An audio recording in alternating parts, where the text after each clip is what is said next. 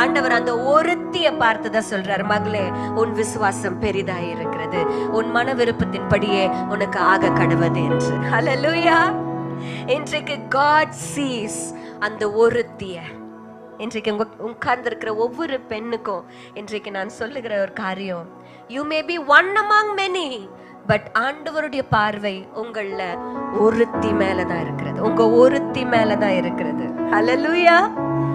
Even another example I can tell you. சகரியாவின் மனைவியை குறித்து பார்க்கும் பொழுது, இவள் ஆரோனின் குமாரத்திகளில் ஒருத்தி அப்படின்னு சொல்லி நம்ம வாசிக்கிறோம். ஆனா அந்த ஒருத்தியை தான் கர்த்தர் சூஸ் பண்ணி, வயசானாலும் பரவாயில்லன்ட்டு லேட்டா யோவான் ஸ்நானகனை கொடுத்து ஆண்டவராகிய இயேசு கிறிஸ்துவுக்கு வழியை ஆயத்தம் பண்ணுவதற்காக சூஸ் பண்ணப்பட்டது அந்த ஒருத்தியை தான். ஹல்லேலூயா. ஆமென்.